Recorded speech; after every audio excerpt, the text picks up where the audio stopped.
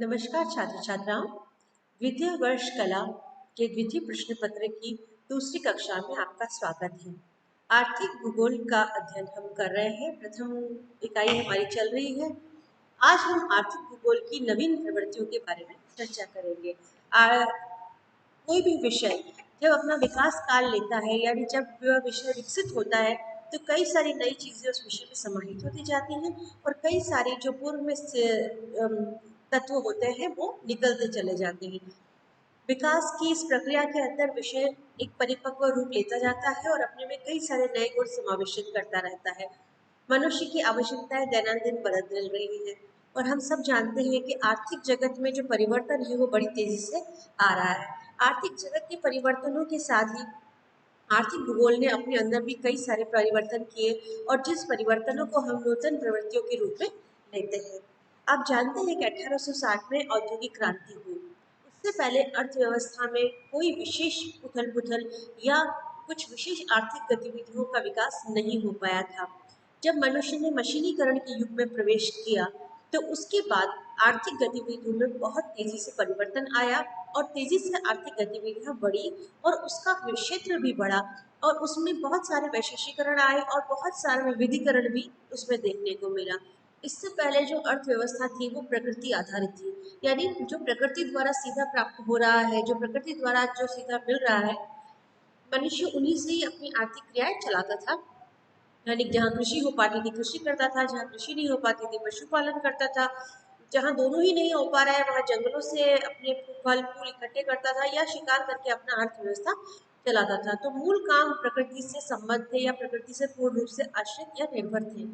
परंतु जैसे जैसे मशीनीकरण आया, परिवहन के साधनों का विकास हुआ, पहिए ने घूमना शुरू किया, वैसे ही मनुष्य प्रकृति पे सीधा आश्रित रहना बंद हो गया, कम हो गया और अब मनुष्य अपनी आर्थिक क्रियाओं के लिए उन चीजों पर निर्भर रहने लगा जो उसको स्थानीय रूप से उपलब्ध नहीं थी। मतलब परिवहन के द्वारा वो उन चीजों को प्राप्त करने लगा जो वहां उपलब्ध नहीं थी और उनके द्वारा वो अपने उद्योग धंधे चलाने लगा। तो ये सारी चीजें नए रूप में आई हमारे सामने जो पहले नहीं थी। सबसे पहला जो परिवर्तन आया, जो नया परिवर्तन आया आर्थिक भूगोल में, वो यह था कि एक अंतर अनुशासित विषय बन गया। अंतरानुशासिक विषय इसलिए बन गया क्योंकि अर्थव्यवस्था केवल भूगोल का विषय क्षेत्र नहीं है। कई सारे विषय, कई सारी जगह अर्थव्यवस्था को पढ़ा जाता है और अर्थव्यवस्था प्रत्यक्ष और परोक्ष प्रकृति के कई सारे तत्वों और विषयों से संबंधित होती है। तो ये एक अंतर अनुशासित विषय है, यानी इसके बारे में कई लोग अध्ययन कर सकते हैं और कई लोगों के विषयों के बारे में यह विषय अध्ययन कर सकता है। तो ये एक नवीन चीज थी। अब इसके अंदर व्यवहारिक उपागम यानी अप्लाइड अप्रोच काम में ली जाने लगी। अप्लाइड अप्रोच का मतलब है कि जो कोई भी विषय है, उसके सिद्धांत है, उसकी मान्यता है, वो कागजों में किताबों तक ना सीमित रहकर उसका मनुष्य जीवन में उपयोग कैसे किया जाए, यानी किस प्रकार उनका उपयोग करके मनुष्य के जीवन को और उसके कार्यों को आसान बनाया जाए। यानी आर्थिक भूगोल के अप्लाइड पक्ष यानी व्यवहारिक पक्षों को ढूंढा जाने लगा और कई सारे व्यवहारिक सिद्धांत बनाए गए, जिसका मॉडल्स बनाए गए, जिनका उपयोग करके हम अपनी आर्थिक गतिविधियों को आसान बना सकते हैं और अपने कार्यों को ज़्यादा आसानी से कर सकते हैं। हालांकि अप्लाइड अप्रोच हर विषय के साथ आई, ये इसमें आर्थिक भूगोल अकेला नहीं है। 20वीं शताब्दी में हर विषय के अंदर अप्लाइड अप्रोच को यूज किया जाने लगा क्योंकि हर अध्ययन मानव केंद्रित होने लगा। आप कोई अध्ययन कर रहे हैं, ज्ञान हासिल कर रहे हैं, तो हम ये सबसे पहले सोचेंगे कि मनुष्य का उसके लिए क्या लाभ है, मनुष्य को किस प्रकार लाभ पहुंचा सकता है। तो यह विचार सबसे पहले आने लगा और इसके लिए अप्लाइड अप्रोच यानी व्यवहारिक जो उपागम है उसका उपयोग कई सारे विषयों ने किया और आर्थिक भूगोल ने भी इसका प्रयोग किया। इसके साथ साथ मात्राकरण का उपयोग बढ़ा। मात्राकरण मतलब जब हम आर्थिक उत्पादन, वितरण, विपणन की जब हम बात करते हैं तब हम आंकड़ों की बात करते हैं। तो उत्पादन को शब्दों में बयान नहीं किया जा सकता, आप शब्दों में नहीं बता सकते हाँ कितना, कैसे, क्यों, कब।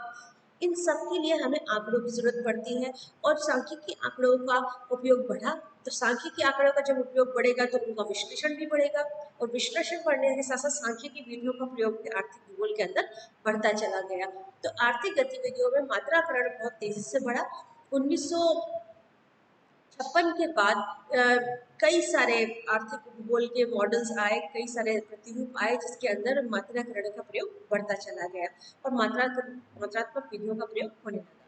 इसके बाद आर्थिक भूगोल में कई सारे मॉडल्स मॉडल्स हम जानते हैं, कुछ ऐसे नियम बनाए गए जिनको हम दूसरी जगहों पर अप्लाई कर सकते हैं, उन्हें हम मॉडल कहते हैं। मॉडल का मतलब नहीं है कि हम कागज मिट्टी से कोई एक स्ट्रक्चर बना दें। मॉडल का मतलब है कि एक ऐसा सिद्धांत बनाया जाए जिसको अलग अलग परिस्थितियों में यूज किया जाए, जिसको हम मॉडल कहते हैं। तो मॉडल का उपयोग बढ़ने लगा और मॉडल तैयार किए जाने लगे जिनका हम कई जगहों पर उपयोग कर सकते हैं। जीआईएस का प्रयोग हर विषय में बढ़ा। आर्थिक संसाधनों पर नजर रखने के लिए, उनकी गणना करने के लिए भौगोलिक सूचना तंत्र का उपयोग किया गया और अंकीय मानचित्रण का प्रयोग किया गया। मानचित्रण का प्रयोग तो आर्थिक भूगोल में किया ही जाता था, क्योंकि कोई चीज कहाँ मिलती है, क्योंकि आर्थिक गतिविधि संसाधनों पर निर्भर करती है और संसाधन कहाँ है इसका बताने का सबसे अच्छा तरीका मानचित्रण है। तो मानचित्रण का प्रयोग तो बड़ा ही था, थीमेटिक मैपिंग का प्रयोग बड़ा, साथ में डिजिटल मैपिंग का प्रयोग बढ़ा और जीआईएस के द्वारा सूचना तंत्र को मजबूत किया गया और सैटेलाइट द्वारा सर्वेक्षण करके संसाधनों की जानकारी और संसाधनों की गणना की जाने लगी, उनको बराबर से अपडेशन किया जाने लगा। ये एक बहुत ही नवीन था। एक नवीन चीज जो आर्थिक भूगोल के साथ आई वो है आर्थिक नियोजन यानी इकोनॉमिक प्लानिंग। इकोनॉमिक प्लानिंग क्या होती है? आप किसी क्षेत्र में जो उपलब्ध संसाधन है, वो रिसोर्सेज अवेलेबल है, रिसोर्सेज नेचुरल भी हो सकते हैं, ह्यूमन रिसोर्स भी हो सकता है, यानी वहाँ जो लोग हैं और जो संसाधन वहाँ उपलब्ध है उनका उपयोग करते हुए उस क्षेत्र के विकास किस प्रकार किया जाए, किस प्रकार उस क्षेत्र का विकास बढ़ाया जाए, इसके जो अध्ययन होता है वो इकोनॉमिक प्लानिंग कहलाती है, जिसके आधार पर योजनाएं तैयार की जाती हैं।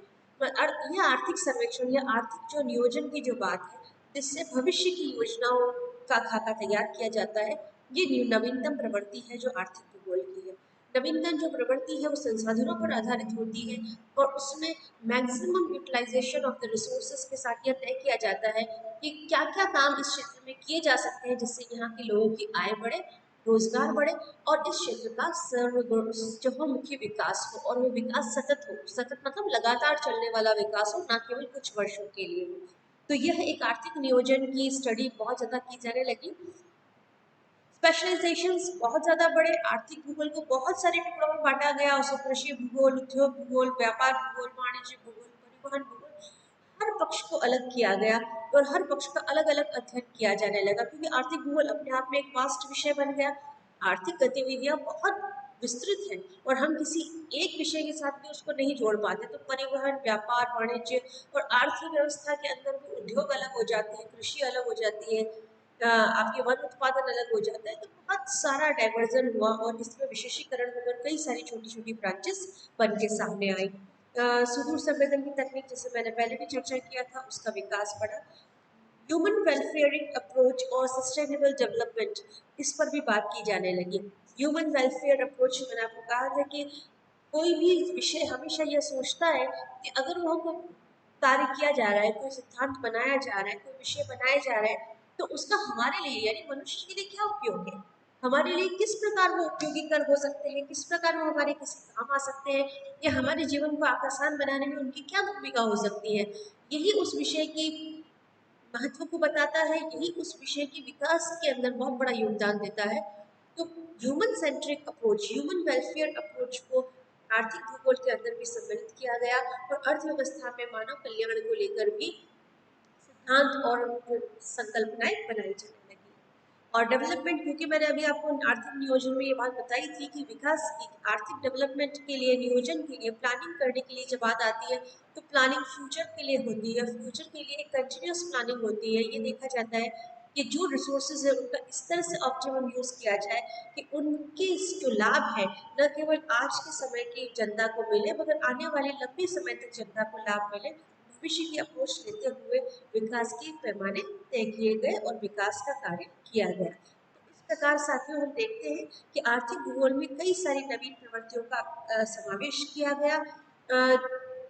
पृथ्वी को अलग अलग आर्थिक क्षेत्रों में बांटा गया, पृथ्वी को अलग अलग इकोनॉमिक जोन्स में बांटा गया और ऐसे क्षेत्रों को अलग किया गया जो इकोनॉमिकली डेवलप्ड है, अंडर डेवलप्ड है या डेवलपिंग है, और अंडर डेवलपिंग और डेवलपिंग क्षेत्रों को भी वापस से बांटा गया और ये देखा गया कि उनमें से कौन से हैं जिनमें पोटेंशियल है, यानी क्षमता है विकास की, और किन क्षेत्रों में क्षमता नहीं है। तो पोटेंशियल्स के हिसाब से भी आर्थिक क्षेत्रीकरण किया गया और देखा गया कि किन क्षेत्रों में विकास की कितनी संभावनाएं हैं, किस क्षेत्र में किस तरीके का विकास किया जाता है ताकि रिसोर्स का ऑप्टिमम यूटिलाइजेशन किया जा सके। तो इस तरह से साथियों हमने देखा कि आर्थिक भूगोल के विकास के अंदर कई सारी नवीन प्रवृत्तियों का समावेश हुआ। कल हम थोड़ा सा चर्चा करेंगे कि किस प्रकार आर्थिक भूगोल दूसरे विषयों के साथ जुड़ा। वो दूसरे विषय सामाजिक भी थे और मानवीय प्राकृतिक भी थे, मानवीय भी थे।